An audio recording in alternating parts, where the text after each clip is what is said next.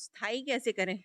जैसे 10 में से 5-6 बार तो हम स्वीकार कर लेते हैं, किसी व्यक्ति विशेष के प्रति हम स्वीकार भाव ले आते हैं कि ये व्यक्ति तो ऐसा ही है। लेकिन कुछ मौकों पर हम चूक जाते हैं, कुछ मौकों पर उससे अपेक्षा करने लगते हैं, जबकि हम वर्षों से जानते हैं कि वो व्यक्ति वैसा ही है और वो बदलने वाला नहीं। लेकिन हम स्वीकार भाव को स्थायी नहीं रख पाते। यही मेरा सवाल है कि उसको स्थायी कैसे करें?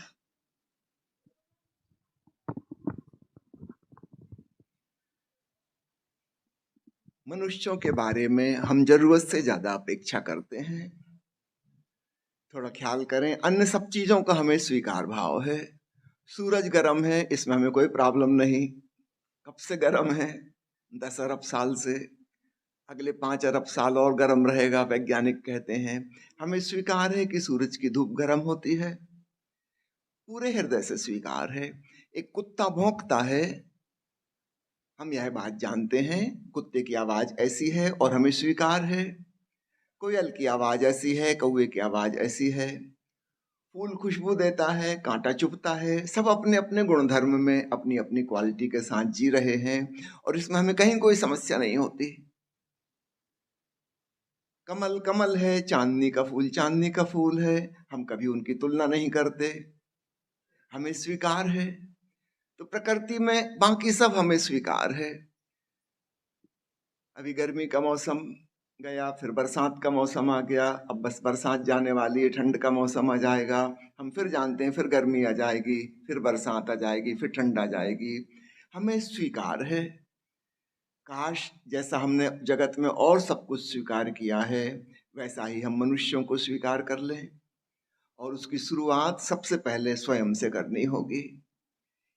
सबसे पहले मैं अपने आप को स्वीकार लूं कि मैं जैसा हूं, प्रकृति ने जैसा बनाया है, प्रभु की यह रचना जैसी है, मैं पूरे हृदय से प्रेम भाव से स्वीकार करता हूं अपने आप को। आपके चरणों में नमन। प्रभु जी, साक्षी भाव के बाद क्या केवल होना मात्र रह जाता है? कृपया मार्गदर्शन करें।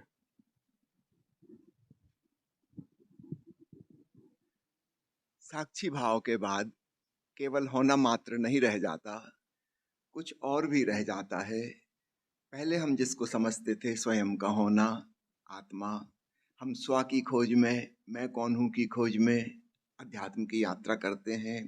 लेकिन अंततः हम पाते हैं कि हम जिसे समझते थे स्वयं का होना, उसमें कहीं ना कहीं अहंकार और अस्मिता का भाव था। मैं हूं ऐसा भाव था। स्व की खोज में हम निकले थे, लेकिन हम पाते हैं अंत में कि स्व तो नहीं मिला, सर्व मिला। आत्मा नहीं मिली, परमात्मा मिला। बड़ी विचित्र घटना घटती है। इसको ऐसे ही समझें कि कोई व्यक्ति अपने घर के आंगन में एक गड्ढा खोदता है, कुआं बनाता है। वो खोज में चला था कि मेरे कुएं का पानी, शुरू शुरू में ऐसा लगता है कि हाँ मेरा कुआं बन गया, ये मेरे कुएं का पानी है। लेकिन बाद में और गहराई पे खोजने पे पता चलता है कि मैं जिसे मेरे कुएं का पानी कह रहा था, वास्तव में वह मेरा कुआं नहीं, न मेरे कुएं का पानी है। एक विशाल भूमिगत जल भंडार है, अंडरग्राउंड वाटर टेबल, वास्तव में वह है। हाँ, मैंने जो गड्ढा खोदा, जिसको मैं मेरे घर का कुआं कह रहा हूं, वो एक विंडो है, एक खिड़की है, जिसमें से वह भूमिगत जल भंडार दिखाई दिया। तो आत्मा नहीं मिलती, परमात्मा मिलता है। स्वयं का होना विलीन हो जाता है और सर्वात्मा का एहसास होता है। तो अध्यात्म की यात्रा बड़ी विचित्र है। हम चलते हैं मैं कौन हूं की खोज में, और पता चलता है मैं हूं ही नहीं, और जो है उसका नाम दिया नहीं जा सकता। वह मैं सागर से डॉक्टर आनंद संगे बोल रहा हूँ। मैं स्वामी जी से पूछना चाहता हूँ कि अवचेतन मन में जो कचरा इकट्ठा हुआ है, जो ग्रंथि बन गई हैं, क्या वो 100% निकल सकती हैं, साफ हो सकती हैं?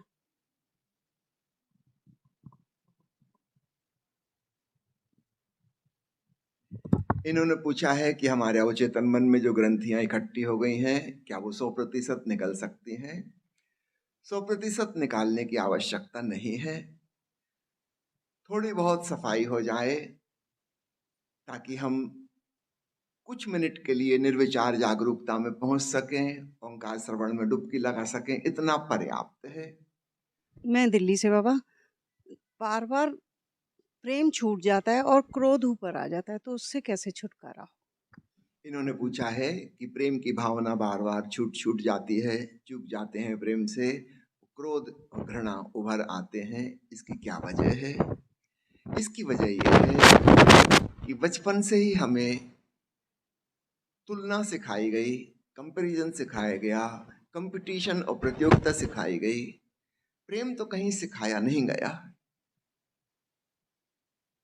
हम कहते हैं स्कूल में हमारे क्लासमेट हैं, हमारे मित्र हैं, पर वास्तव में ये मित्र नहीं है, क्योंकि हमारे परिवार वालों ने सिखाया कि तुम्हें क्लास में फर्स्ट आना है, और हमारे प्रत्येक मित्र को भी सिखाया गया है कि तुम्हें क्लास में फर्स्ट आना है। अनहद टाडा। मैं इंदौर। हाँ हाँ, मेरे गुरुजी हैं। ये आपने माला पहना है, ओशो जी हैं ये? हाँ, ये ओशो। आपने भी संन्यास लिया? हाँ, कितने दिन हुए संन्यास लिए हुए? मैं जब 4 महीने का था तब से। हाँ, क्या कैसा लग रहा है? बहुत अच्छा। आगे और क्या करना है? शिविर के साथ जुड़ना है कि कुछ और बनना है? मुझे इनके साथ ही जुड़ना है। क्या क्या सीखा है इस शिविर में आपने? मैंने इसमें बहुत कुछ सीखा है, प्रेम, ध्यान और भी कई सारी चीज़ें। माँ प्रेम माधुरी, मैं दिल्ली से हूँ। ये बहुत बढ़िया है। मैं 18 साल से ओशो के भाई से जुड़ी हुई हूँ, ओशो अनु स्वामी शैलेंद्र सरस्वती जी से। जी, बहुत अच्छा है। और इसमें गीता पर सिखाया जा रहा है 13वां अध्याय पे, और वैसे जीवन जीने की कला जो अपने को नहीं आती है, मेनली क्यों हम क्रोध में रहते हैं, क्यों अशांत रहते हैं, क्यों भागते रहते हैं, दौड़ते रहते हैं, इस बारे में बताया है कि स्थिर रहो, जो प्रकृति ने देना है वो आपको बैठे हुए भी मिलेगा, उतनी भागने की जरूरत नहीं है। जी, 2004 से जुड़ी हूँ। मेरे जीवन एकदम आनंदपूर्ण है। भाग दौड़ छूट गई, कामना छूट गई, क्रोध छूटा। हाय हाय, जो अपने को और बहुत कुछ चाहिए ना, वो स्टॉप हो गया। जो है उसमें आनंदित रहना आ गया। हम यहाँ तो आगे भागते हैं या पीछे भागते हैं, हम जहाँ हैं बस वहाँ नहीं जीते। तो अपने को प्रेजेंट में जीना आ गया। अब यहाँ हूँ तो मुझे न घर न बच्चे कुछ याद नहीं। घर जाएंगे तो घर के हो जाएंगे, बच्चों के पास होंगे तो बच्चों के हो जाएंगे। जहाँ रहो पूरे जियो। हम यहाँ तो भूत या भविष्य, प्रेजेंट में अपने को जीना ही नहीं आता, तो यहाँ प्रेजेंट में जीना सिखाया गया।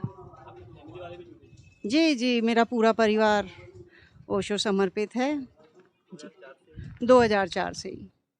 जी, मेरे बच्चे भी सन्यासी हैं, मेरे पति भी, मेरी सिस्टर इन लॉ भी। जी जी, 2004 से कंटिन्यू। कहीं और जाते हैं उतना मज़ा भी नहीं आता। बस ऐसे ही जिज्ञासापूर्ण चले गए थे।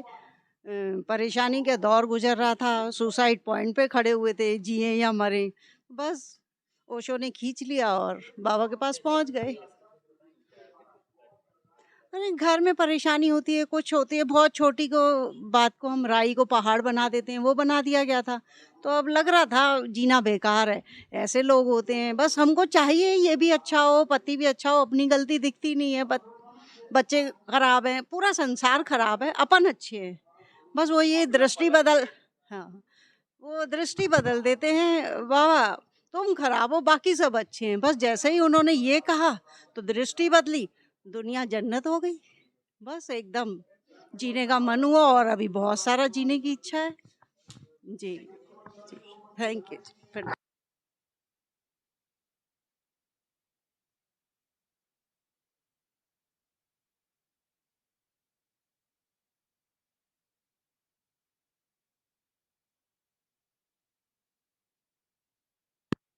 स्वामी दुर्गा शंकर जी भारती 1978 में ओशो से दीक्षा ली थी पिताजी ने, और मैंने जो है देवतालगढ़ा से 96 में दीक्षा ली।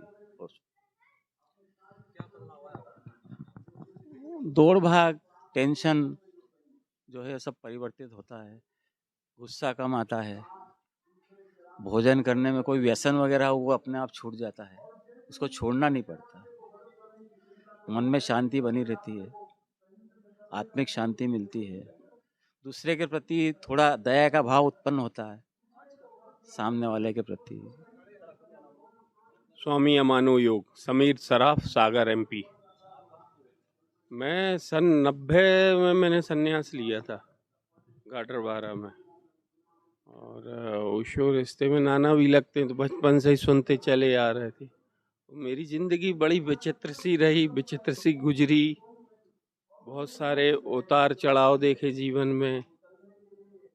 उनमें आज की स्थिति में ये हो गया कि कुछ भी नहीं बचा अंदर, उस मालिक के अलावा कुछ भी नहीं बचा। प्रेम और सिर्फ प्रेम बचा।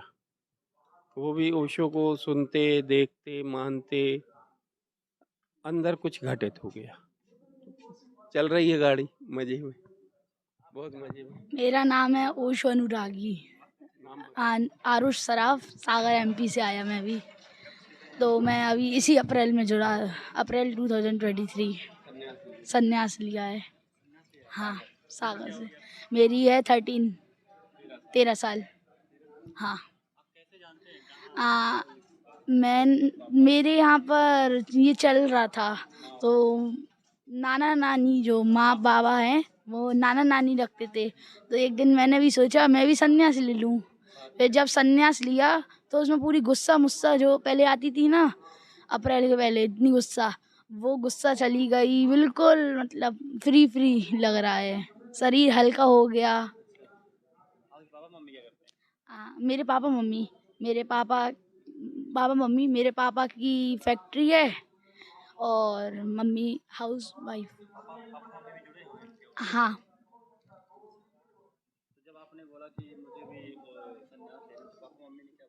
पापा मम्मी ने बोला ले लो, अभी नाना जी आ रहे हैं तो सागर में ले लो संन्यास।